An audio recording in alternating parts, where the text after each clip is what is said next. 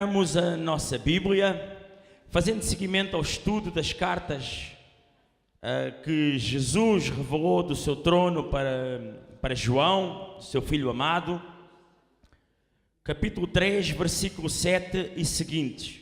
Vamos ler todos os versículos desta carta que Jesus nos enviou para nós.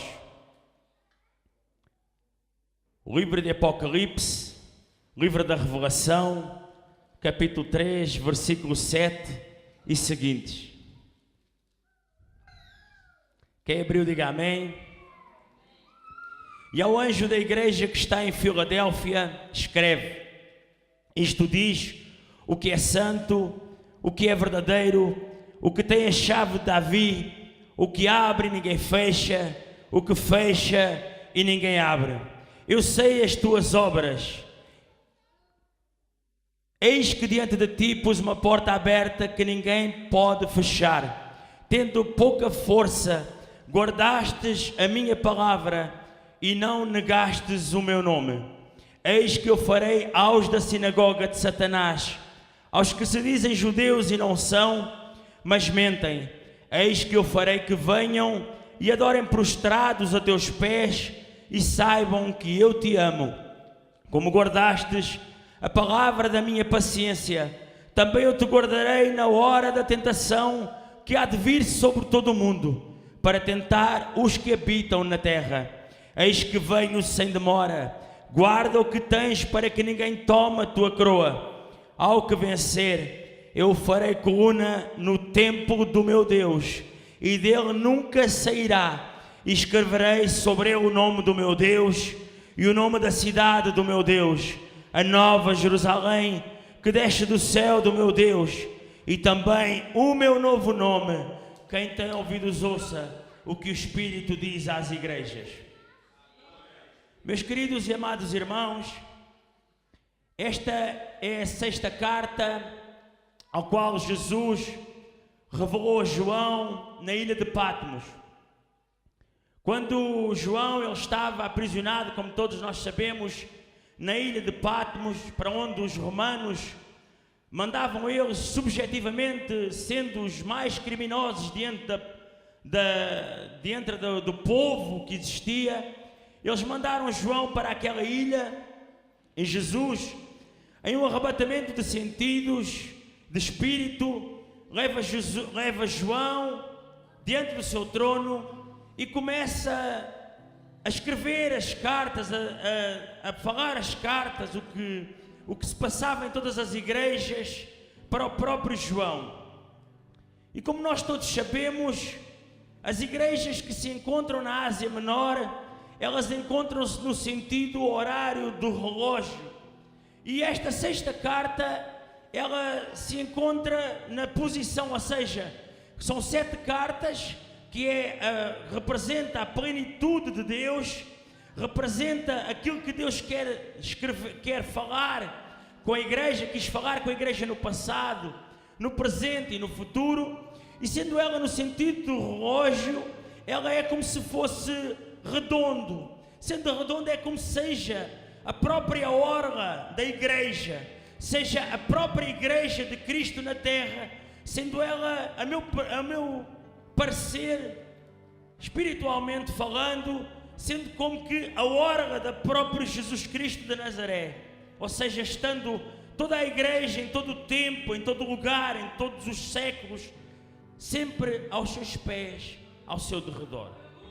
Estando ela ao seu derredor, Deus começa a escrever a todas as igrejas. No meu entender, o que Jesus, as mensagens que ele passa, que são para todos nós, são os problemas que uma igreja ela pode ter. Ou seja, as 7 igrejas é como se fosse um puzzle que se completava. Os problemas, as iniquidades, o Satanás por muitas vezes tentar se filtrar com o seu trono, com os seus ensinos dentro das próprias igrejas, mas também as suas maravilhas, aqueles que resistem ao mal dentro da própria igreja, ou dentro da igreja, ou vindo de fora para dentro da igreja. Ou seja, é como se estas 7 igrejas se tratassem de um puzzle, por assim dizer, e fosse a igreja de Cristo com o seu bom e o seu mal, mas tudo para que a própria igreja de Cristo ela tivesse a oportunidade e ter neste momento a oportunidade em todo um instante, em todo um momento de se consertar diante de Jesus, porque é esse o objetivo que Jesus quer. Ou seja, Jesus nos mostra o que se passa nas diversas igrejas e fala-nos das várias doutrinas que existem, aos quais não são as doutrinas do Senhor Jesus, dos vários ensinamentos, mas não para que venha com vara para nos corrigir, mas sim para que nós nos possamos corrigir através da sua santa e digníssima palavra. É isso que Jesus quer. E a anjo da igreja que está em Filadélfia escreve: isto diz o que é santo. Santo quer dizer separado. Santo quer dizer que Jesus ele está separado de toda a maldade, de toda a iniquidade que existe na terra. Todos nós sabemos que santo é o próprio Jesus. Santo é a justiça, o entendimento da verdade, o amém, o juiz, o fiel, o que vive e foi morto, o que tem as chaves da morte e do inferno, aquele que é o cordeiro, aquele que anda no meio dos 7 castiçais de ouro, aquele que tem as 7 estrelas na sua mão direita, aquele que tem a espada afiada de 2 gumes, aquele que tem os pés como latão reluzente, mas que tem os olhos como chamas de fogo, aquele que é o princípio e o verbo, aquele que já foi morto, mas reviveu, aquele que é o verbo, aquele que tem o seu principado sobre os seus ombros, aquele que é fiel, aquele que é verdadeiro, aquele que tem os 7 castiçais de ouro, aquele que tem à sua frente todos os seus filhos, aquele que tem à sua frente a amada igreja. Mas santo quer dizer de facto separado. E a palavra nos fala que ele é santo e é o verdadeiro. Remete-nos para o livro de 1 João, no capítulo 5, quem quiser acompanhar pode acompanhar, versículo 20. E sabemos que já o Filho de Deus é vindo e nos deu entendimento para conhecermos o que é verdadeiro. E no que é verdadeiro estamos, isto é, em seu Filho Jesus Cristo. Este é o verdadeiro Deus e a vida eterna. Ou seja, verdadeiro é o próprio Jesus, é o próprio Verbo, ao qual nós adoramos, ao qual nós exaltamos. E a palavra nos diz que o próprio Jesus, ele nunca mente na sua palavra. E aqui no primeiro livro de João, capítulo 5, versículo 20, ele nos fala que a nossa fé, ela está assente na verdade. E a própria verdade é a criação. E a própria criação é o próprio Deus, o próprio Jesus, aquele que nos ensinou e nos continua a ensinar com as suas palavras. No seguimento ele fala o que abre, o que tem a chave, o que é verdadeiro, o que tem a chave de Davi. Aqui, o que tem a chave de Davi, a Bíblia fala-nos em 3 chaves. Ela fala-nos em que Jesus, quando ele venceu a morte, ele vai ao inferno e ele resgata ao inferno e ele resgata a chave do inferno e da morte. E agora fala-nos numa chave que é a chave de Davi. E aprofundando um bocadinho a palavra de Deus, eu estive a pesquisar um bocadinho a Bíblia e comecei a tentar perceber o que era de facto a chave de Davi. E em Gênesis capítulo 15, a palavra nos fala várias promessas no seguimento de toda a Bíblia, mas no capítulo de Gênesis capítulo 15, Deus promete à descendência de Abraão a terra prometida. Em Gênesis capítulo 49, 10, por meio de Jacó, o Senhor prometeu que o Messias viria da tribo de Judá. Em 2 Samuel, capítulo 7, versículo 11, agora Deus seleciona a família da qual viria o Messias. E essa família ao qual confiaria a sua chave. Em 2 Samuel, capítulo 7, versículo 14 ao 17, a palavra de Deus nos fala que Deus promete o trono à descendência de Davi.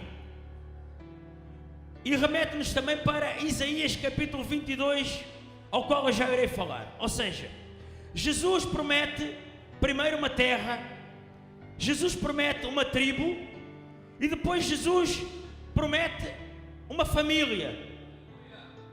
Em seguida, a essa família, que será a família de Davi, ela promete um trono. Mas a palavra ela nos remete para Isaías capítulo 22, versículo 15 ao 25. Ou seja, onde a chave ela é confiada à descendência de Davi. E no seguimento dessa confiança que Deus dá, e essa promessa que Ele faz a Davi, onde Ele idealizou um templo, onde Ele não construiu, mas o seu filho acaba por construir, o Salomão acaba por construir esse templo. E esse templo ao qual os fiéis eles congregavam, assim como nós hoje congregamos, ele tinha onde está descrito em Isaías capítulo 22, que era o guardião do templo. E esse homem, à altura era servo de Deus, chamava-se Sebna. Mas Sebna, ele como guardião de Deus, ele devia guardar a pureza de Deus, devia guardar as coisas que eram de Deus, devia guardar o seu próprio povo, ensinar o seu próprio povo. E diz a própria Bíblia no capítulo 22 que Sebna, ele a uma determinada altura da sua vida, ele se engrandece. E ele engrandece como, meus irmãos? Ele rico, poderoso, ou seja, no meio do povo, ele idealiza para si construir um túmulo. E esse túmulo ele idealiza construir na própria rocha. Para quê? Para que o seu nome, mais tarde, ele viesse a ser eternizado, ou seja, viesse a ser adorado. Aos olhos de Deus, aquele que tem a confiança, a chave, era como se ele tivesse este homem que estávamos no tempo de Ezequias, ou seja, 11 gerações depois de Davi, Salomão, Roboão, Abias, Asa, Josafá, Jorão, Uzias, Jotão, Acaz, Ezequias, né? 11 gerações depois, este homem seria como que era o tesoureiro, era como se fosse o atalaia, era como se fosse o guardião, como se ele tivesse a guardar a própria chave de Davi. E o que é a chave de Davi? A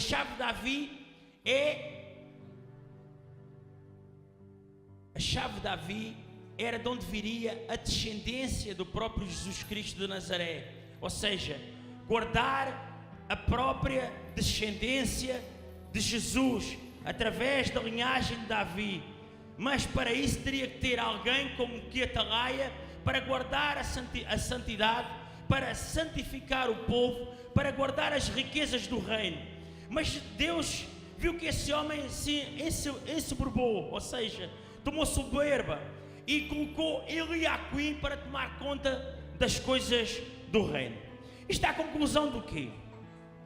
Se Deus nos prometeu uma terra, prometeu uma tribo, em Gênesis, através de Jacó, prometeu uma família que seria a família que seria através da tribo de Judá.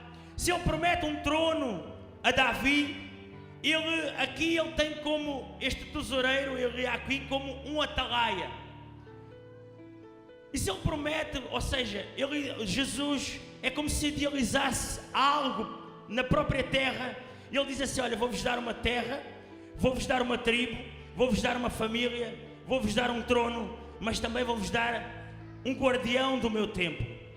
Mas eu comecei a pensar assim: Deus, mas porquê que eu, ao estar a estudar, eu estou a pensar desta forma? Porque é assim, E Deus espiritualmente me explicou e disse: olha, aí tens a terra, aqui teremos o céu, aí temos uma tribo, e Jesus venceu, será o leão da tribo de Judá, ou seja, estará à direita do trono de Deus. Temos uma família, e eu e você, meus irmãos, Somos os escolhidos de Deus, ou seja, naquele tempo havia uma família que seria delineada através da tribo de Judá. Hoje não, hoje somos nós, eu e você, somos a própria família do Cristo Jesus. Deu um trono ao próprio Davi. Jesus encontra-se sentado à direita de Deus, o trono é dele. Deu a ele aqui como guardião do templo, mas deu-nos a todos nós como igreja, como guardiões da sua palavra, como guardiões do próprio templo de Deus, da sua própria igreja, enquanto estivermos na terra. Fazendo a conclusão da chave de Davi, a chave espiritual da casa de Davi tinha a ver com a promessa que Deus havia feito a Davi com respeito à vinda do Messias.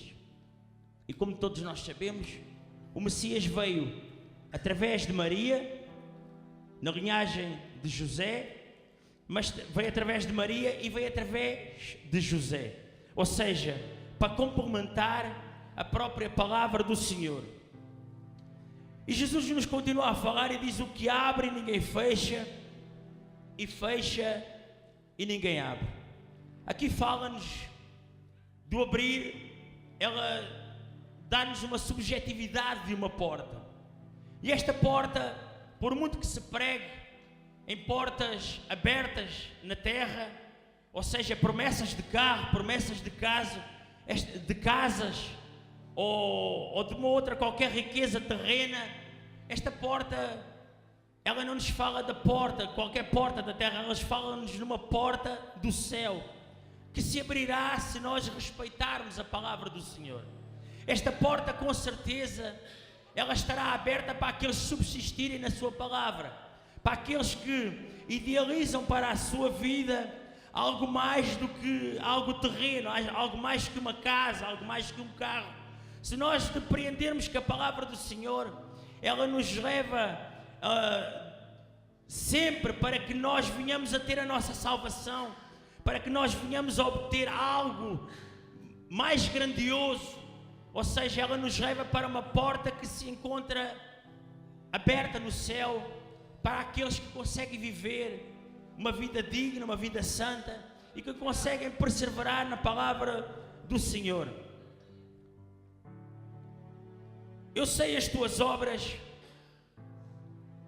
versículo 8, eis que diante de ti pus uma porta aberta e ninguém a pode fechar. Tendo pouca força guardaste a minha palavra e não negaste o meu nome. Este povo, ele era o povo de Filadélfia, era uma igreja pequena, mas era uma igreja que perseverava no amor a Cristo Jesus e acreditava verdadeiramente na cruz. E esta igreja, ela também, ela era subjugada, havia tentativas constantes, demoníacas contra esta igreja.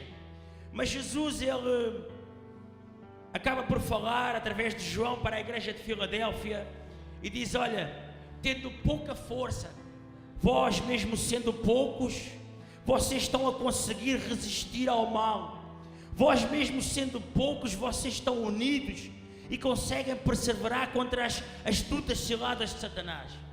Nos dias de hoje isso acontece a mesmíssima coisa, mesmo sendo poucos, mas como já foi aqui pregado até um culto de domingo pelo nosso pastor presidente, unindo as nossas forças, fazendo um elo de força. O culto de Santa Ceia foi o culto que foi pregado do elo entre os irmãos, mesmo tendo pouca força, sabendo que o mundo inteiro pode estar contra a amada igreja de Cristo, mas se nós formos unidos, se nós persistirmos na palavra de Deus, sabendo que Jesus, Ele está com os olhos focados na sua igreja, e Ele está atento a cada um de nós e atento aos nossos pensamentos, sabendo que tem a espada aguda e afiada de 2 gumes, e que Ele discerne entre a alma e o espírito, e que sabe todos os nossos pensamentos, sabe tudo aquilo que nós desejamos, tudo aquilo que nós idealizamos para o nosso futuro, a nossa promessa, que é um novo céu e uma nova terra.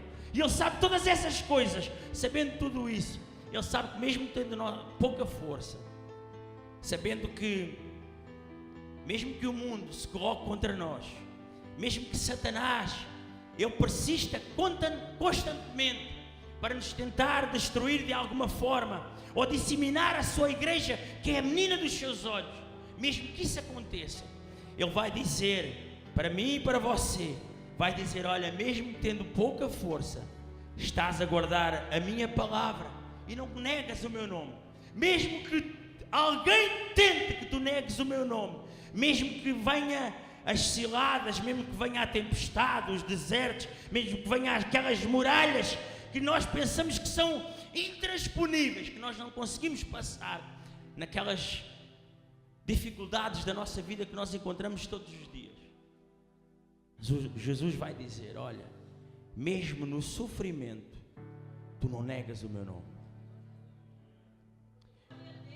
No versículo 9, fala a continuação do que eu estava a dizer. Eis que eu farei aos da sinagoga de Satanás, aos que se dizem judeus e não são, mas mentem. Eis que eu farei que venham e adorem prostrados a teus pés e saibam que eu te amo. Quando Jesus ele fala aqui em sinagoga de Satanás, porque já nas outras cartas ele nos falou, uma das cartas, ele nos fala na sinagoga, ele nos fala também no trono de Satanás. E quando nos fala no trono é onde vai, quer dizer que onde o próprio Satanás, ele tem o seu trono, onde tem o seu poder, ou seja, dali ele dá ordens para os principados, os seus principados. Mas aqui ele fala-nos, eis que eu farei aos da sinagoga, ou seja, sinagoga quer dizer ensino, aqueles que ensinam a maldade, aqueles que ensinam religiões falsas, que tentam incutir no crente falsas observações do nosso Senhor Jesus Cristo de Nazaré, falsos ensinos, falsas promessas, e que tentam dessa forma dissuadir a sua igreja. Então ele faz uma advertência através da igreja de Filadélfia, que era uma igreja que temos que ter como exemplo. Esta igreja é uma igreja a qual temos que ter como exemplo, porque ela perseverou de todas as formas contra todas as astutas ciladas demoníacas. E ele aqui, Jesus, ele vai nos dizer, olha, cuidado, que os da sinagoga de Satanás estão a tentar disseminar a igreja de todas as formas, com falsos ensinos.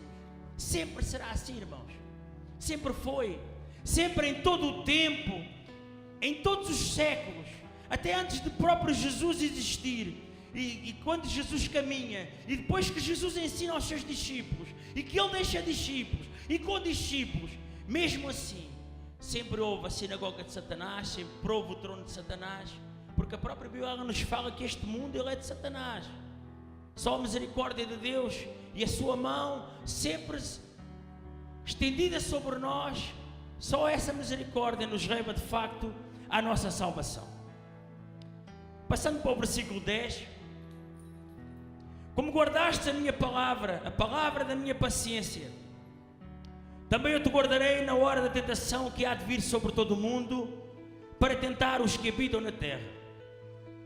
Eu, ao ler sobre esta igreja, a igreja de Filadélfia, eu vi que tinha praticamente todos os ensinos. Era como se fosse a própria criação, ela estivesse descrita através de Davi, porque é a genealogia desde o primeiro homem, e até o próprio arrebatamento. E eu comecei a pensar, e o versículo 10 ele fala-nos, olha, como guardaste a palavra da minha paciência. Jesus diz, olha, estava a falar para a igreja de Filadélfia naquele tempo, estava a falar para nós agora, e está a falar para todos aqueles que vencerem. Como guardaste a palavra da minha, como guardaste a palavra da minha paciência, como guardaste o meu nome, como acreditas na cruz, também eu te guardarei no dia da tentação. Tentação aqui, ele fala-nos de tribulação, ele fala-nos daqueles que vencerem.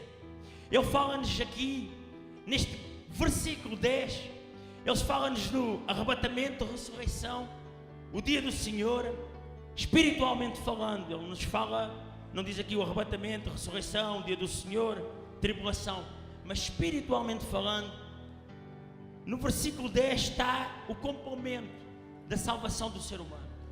Ele está àqueles que persistirem. Aqueles que persistirem, aqueles que guardarem a palavra de Deus em todo o tempo, em todo o lugar, sendo infligidos com todo o tipo de maldade que possa existir nesta terra, que existiu, que existe e que ainda irá ser criado para tentar nos derrubar de alguma forma.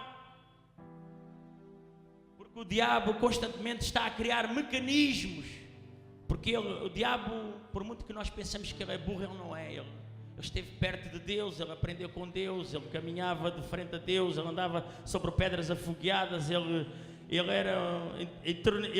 via Deus e via todos os anjos, arcanjos, serafins, ou seja, o diabo tem sabedoria, tem inteligência, e ele de alguma forma tenta em todo o tempo criar mecanismos, irá criar novos mecanismos sempre, irá criar novos mecanismos, para que nós venhamos a ser derrotados.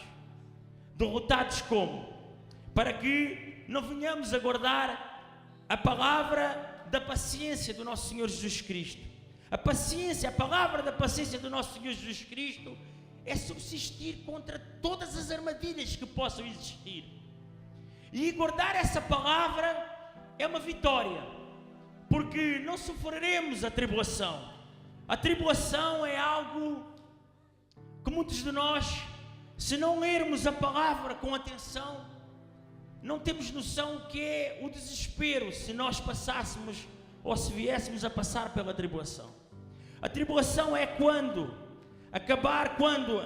as 7 cartas, está descrito aqui na Bíblia, quando as 7 cartas, quando Jesus ele fala a João para escrever as 7 cartas, depois disso João vê Deus entronizado no trono. E no capítulo 4, no capítulo 5 de Apocalipse, vê-se uma revelação de João, onde nos fala de Jesus, outra vez, que seria Jesus, o leão da tribo de Judá, que venceria para abrir os 7 selos. E abrir os 7 selos, muitas vezes ouvimos falar nos selos e julgamos que os selos é algo... Olha, é um selo de uma carta, não é nada disso, é algo profundo. Porque ao abrir os selos, quando Jesus começa a abrir os selos, começa a acontecer o tempo do fim. E aí sim, é para aqueles que guardam a palavra do Senhor. Antes que se abra o último selo, o 7º selo, automaticamente que se abre o 7º selo, diz a palavra do Senhor que por meia hora, por 30 minutos, o céu se cala, para que sejam tocadas as 7 trombetas. E quando começam a ser tocadas as 7 trombetas de Deus, que são anjos que irão derramar coisas inimagináveis aos nossos olhos sobre a terra, onde o próprio Satanás será solto num cavalo branco, onde a guerra, a fome, ela irá começar a entrar na terra, onde 1/3 da humanidade irá morrer, onde os demónios sairão da terra. É a palavra de Deus que fala isto, onde através de uma abertura de um selo, demónios sairão da terra como gafanhotos para matar e destruir. Serão milhões e milhões, diz a palavra, que são 200 milhões desses demónios, e para matar 1/3 da terra. E muitas das vezes não temos noção o que é a tribulação. A tribulação é algo inimaginável para o nosso pensamento, irmãos. É algo que nós nem sequer pensamos ou nem sequer queremos idealizar na nossa mente, porque queremos viver o dia a dia confortavelmente, ir para as nossas casas, sair da nossa casa para o trabalho, que o trabalho corra o melhor possível, que o nosso chefe não nos chateie assim muito, voltamos novamente para casa, para o aconchego da nossa família, e nos esquecemos que a tribulação, ela é uma realidade. Tudo o que está descrito na Bíblia, desde Gênesis a Apocalipse, tudo é a realidade, é a palavra verdadeira do nosso Senhor Jesus Cristo de Nazaré. Se acreditamos que Jesus Cristo já veio à terra, já morreu, já ressuscitou, está perto e entronizado à direita do Pai, temos que acreditar que a tribulação ela será uma realidade. E que Jesus, neste momento, neste versículo, Jesus, olha, eu vos prometo algo. Eu vos prometo, se vocês guardarem a minha palavra, subsistir naquilo que eu vos ensinei. E nunca desistirem, nunca desistirem. Eu vos guardarei da hora da tentação que há de vir sobre todo o mundo. Irmãos, não é sobre uma cidade. Isto não é Sodoma nem Gomorra. Naquele tempo foi Sodoma e Gomorra. Deus mandou tempestades de fogo sobre aquela cidade para arrasar. Ainda podiam fugir da cidade e ainda podiam de alguma forma resguardar-se. Quando isto começar a acontecer é no mundo inteiro. Não há um lugar sequer, diz a Bíblia, que nos possamos esconder. Diz a própria Bíblia que muitos vão se tentar esconder entre as rochas, em cavernas, mas não acharão lugar. Engraçado, não sei se por estar a ler a palavra ou não. Ontem eu estava na madrugada, eu tive um sonho.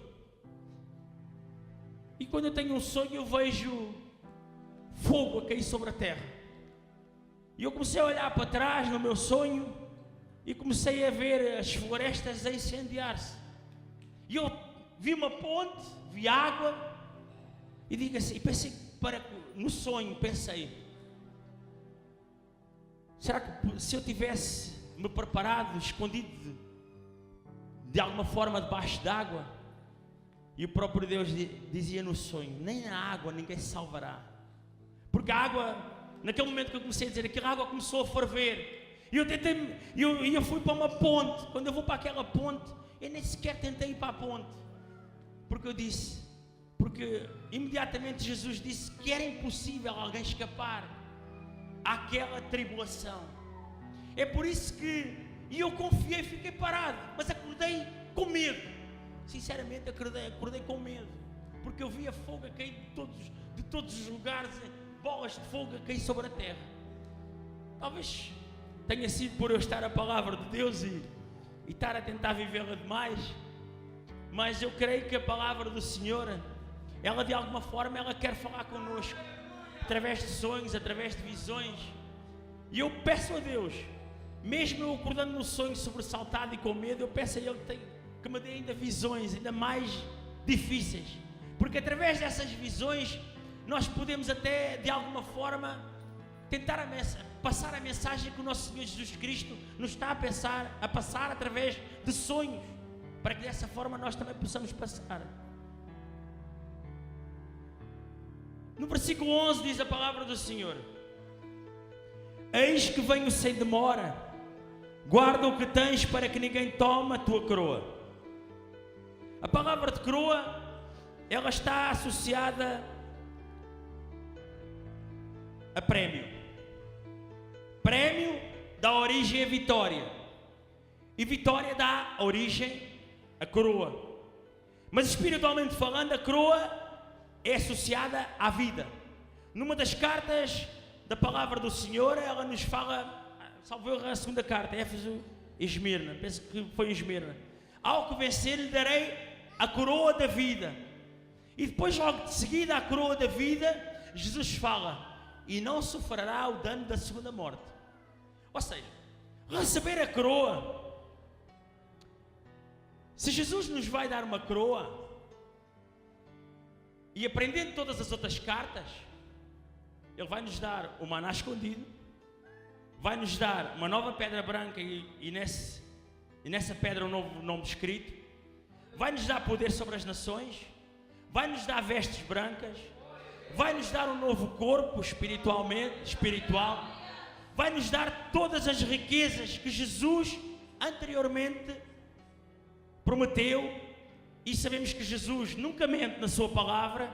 Então Ele nos dar a coroa é como se nos desse o escape para um novo céu e uma nova terra, para uma nova vida espiritual, para um corpo que é terreno, parece na terra, mas que no céu é um corpo incorruptível, um corpo santo. E a própria palavra também nos fala que existe a promessa de nos sentarmos à direita do Pai. Ou seja, quando Ele nos diz que para nós guardarmos a nossa coroa, para que ninguém tome a tua coroa, ou seja, para que ninguém tome a tua coroa. Porquê ninguém tomar a nossa coroa? Quando dois atletas eles correm existe sempre um que quer tomar a coroa do outro. Neste caso, se nós pensarmos bem, quem quer tomar a nossa coroa? Satanás. Então, para que Satanás não tome a nossa coroa, nós temos que fazer sempre, perseverar novamente, como eu tenho dito sempre, perseverar na palavra do Senhor, para que Ele não venha a tomar a nossa coroa, mas seja Jesus a dar-nos a nossa coroa de vida eterna. A quem vencer eu farei coluna no templo do meu Deus, e dele nunca sairá, e escreverei sobre ele o nome do meu Deus, e o nome da cidade do meu Deus, a Nova Jerusalém, que desce do céu do meu Deus, e também o meu novo nome. Coluna, elemento, escrevi aqui o que era coluna, elemento arquitetónico usado para sustentar os tetos de salões grandes. Sustentar edifícios são os principais alicerces de qualquer edifício na terra. São as próprias colunas, são elas a parte com os fundamentos. O mais resistente será o fundamento, depois a coluna, mas é a própria coluna que sustém o edifício, todo o edifício. E Jesus nos promete que seremos coluna no templo de Deus. Na antiguidade usava-se colunas para marcar lugar santo. E naquele tempo nós seremos como que marcar o nosso próprio território que Jesus idealizou para nós, sendo nós colunas de Deus, seremos santos. Ao sermos santos, seremos a coluna do nosso Senhor Jesus Cristo de Nazaré. Eu agradecia que a amada igreja se colocasse de pé. E depois, para terminar, quem tem ouvidos ouça o que o Espírito diz às igrejas. Ó Senhor, eu te agradeço, Senhor, pela palavra que nos ensinaste, Senhor, nesta noite. Eu te peço, ó Deus de Israel, que essa palavra, Senhor, seja interiorizada nos nossos corações e que seja aprofundado na nossa alma, Deus. E que nós possamos, meu Pai, em todo o tempo e em todo lugar, subsistir contra todas as ciladas, Senhor, de Satanás, ó Deus. E possamos, ó Deus de Israel, perseverar sempre, continuamente, em todo lugar, em todo instante, Senhor, na Tua palavra, Deus, que é fiel, que é verdadeira, Deus. Muito obrigado, Senhor, pela Tua palavra, em nome de Jesus. Eu chamo